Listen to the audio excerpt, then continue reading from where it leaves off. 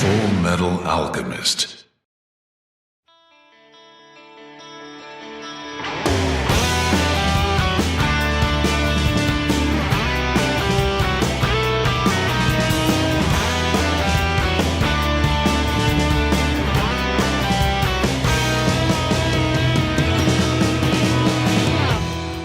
痛みを伴わない教訓には意義がない。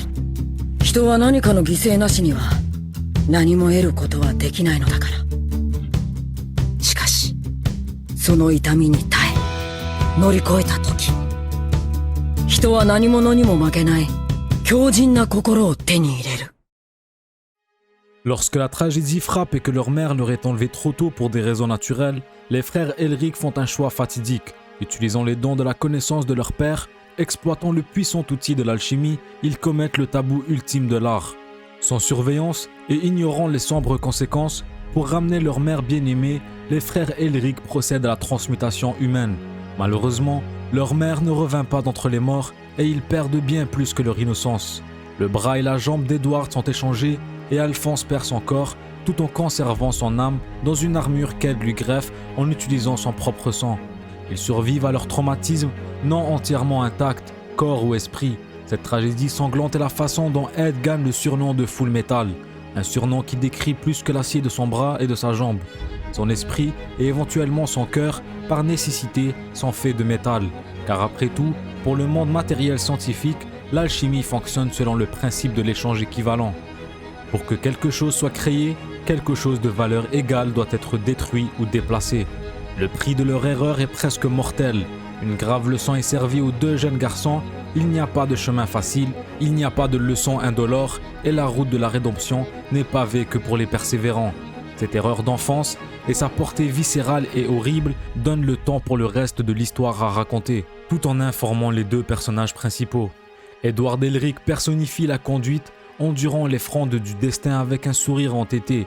Il n'abandonne pas son art même après une tragédie qui aurait arrêté presque n'importe qui d'autre. Il garde le feu dans ses yeux jusqu'à la toute fin lorsque son chemin le mène à des enjeux qui changent le monde. Alphonse incarne la morale, il est le centre moral du spectacle, un cœur doux piégé dans une armure d'acier, volumineuse, pointue et imposante. Al est un ami potentiel pour tous les duos rencontrés dans leurs difficultés. Il conserve son sens de soi et sa gentillesse à travers tout cela, éternellement patient. Leur recherche de la pierre philosophale ou des secrets de l'alchimie qui peut leur permettre de conserver ce qu'ils ont perdu est le crochet parfait pour les aventures à venir.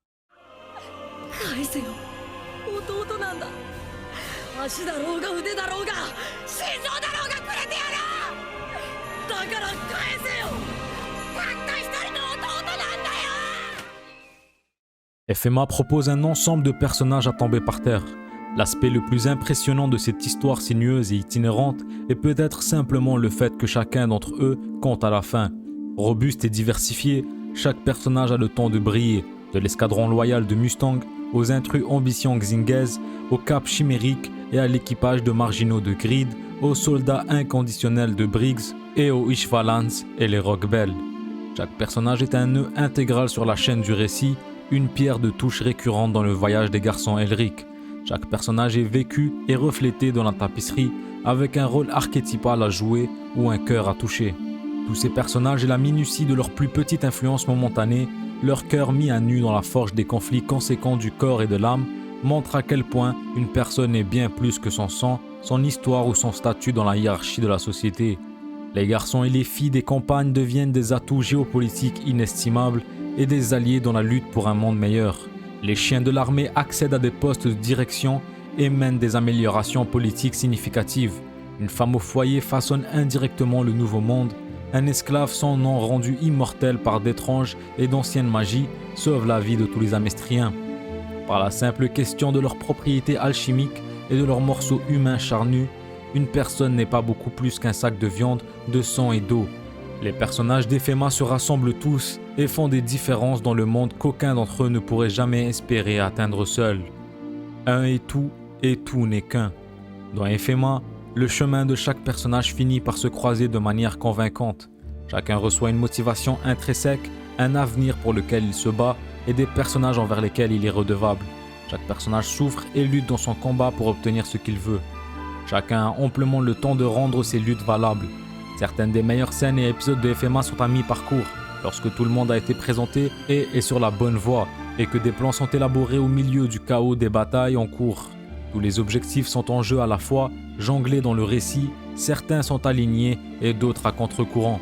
C'est dans les intersections que des opportunités intéressantes se présentent pour développer les personnages les uns par rapport aux autres, que se livre le meilleur du spectacle. Dans ce sens, la guerre est au centre du passé et du présent du monde et des luttes de ses personnages. La guerre est présentée comme une machine à cycle de bouleversements politiques, de haine, de psychose et bien sûr de mort. Arakawa soulève la question, en temps de guerre, comment pouvez-vous remporter la victoire tout en conservant votre humanité? En tant que nation, en tant que personne, où est le point de non-retour dans les entreprises des fusions de sang massives? L'engagement militaire est également présenté comme une grande assemblée de personnages, où des changements violents au milieu des progrès économiques peuvent être effectués sur la population. La conquête et l'impérialisme, en plus des cauchemars engendrés chez les soldats de retour, créent inévitablement une souche vengeresse de terrorisme, des ancêtres, des assassinés et des dépossédés.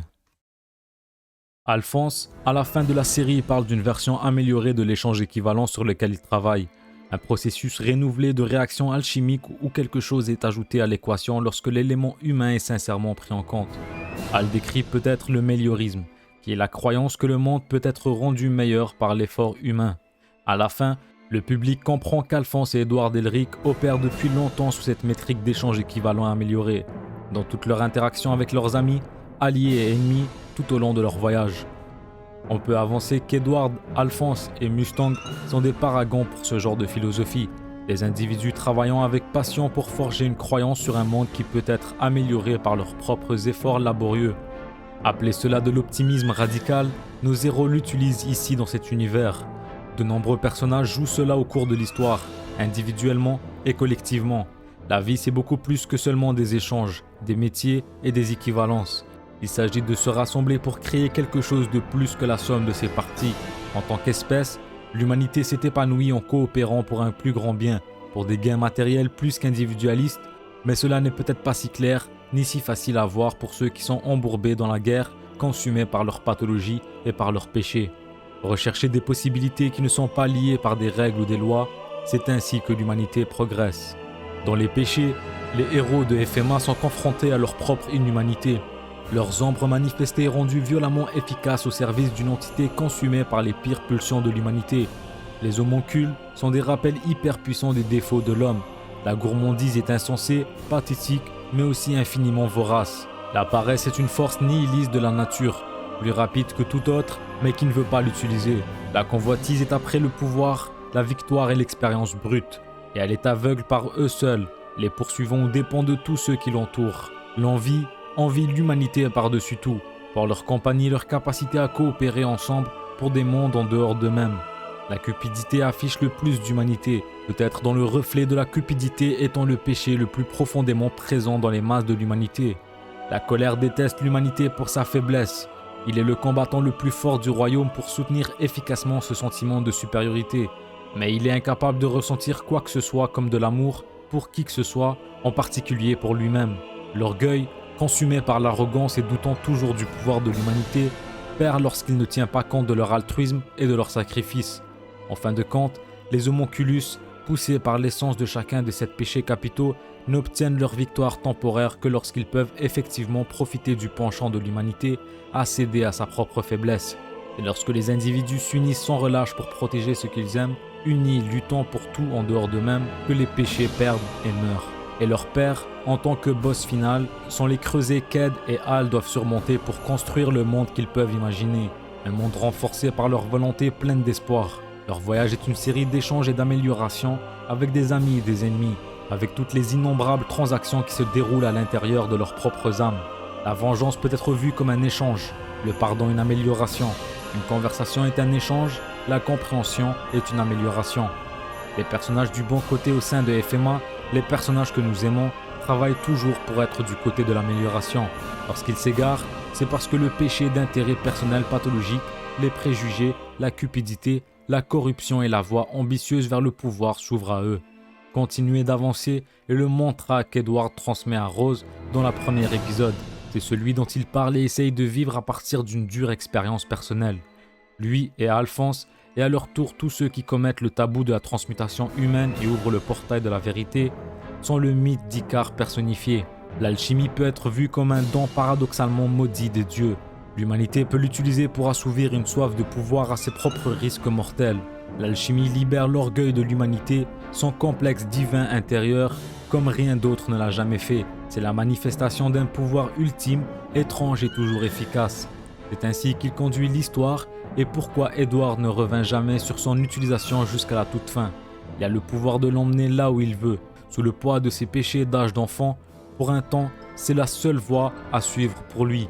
Quelle que soit la fin matérielle, l'alchimie se résume toujours à un choix. Et à la fin de l'histoire, le choix d'Edward d'abandonner la pratique pour sauver son frère est facile. Mais tout cela seulement à cause de la douleur de ses nombreuses leçons reçues au cours de leur voyage ardu. C'est un appel simple à faire, devant tous les amis qu'ils ont cultivés en cours de route, à la fin du voyage. Ed est maintenant entouré d'une communauté qui se tient à ses côtés dans une juste solidarité, exerçant un pouvoir différent dans un monde profondément modifié par leurs efforts. 確かにこの扉の向こうには錬金術の全てがある。でもおかげで踊らされたよ。真理とかいうものを見せられて錬金術で全てを解決できると思い込んだ。だけどそれは間違いだった。ただの傲慢だ。 La capacité d'Edward à pratiquer l'alchimie, son portail personnel qui l'a rendu si puissant et efficace dans tous les sens du monde jusqu'à présent, est échangé contre le corps et la vie de son petit frère, Alphonse. La transmutation est nécessairement renforcée par la présence de l'amour indestructible d'Ed pour son frère. En fin de compte, avec une transmutation finale, la loi de l'échange équivalent est brisée pour tous. Merci d'être resté jusqu'au bout. Si le contenu vous a plu, n'hésitez pas à vous abonner et tout le blabla. Ce sera tout pour moi aujourd'hui. Prenez soin de vous et on se dit au prochain épisode.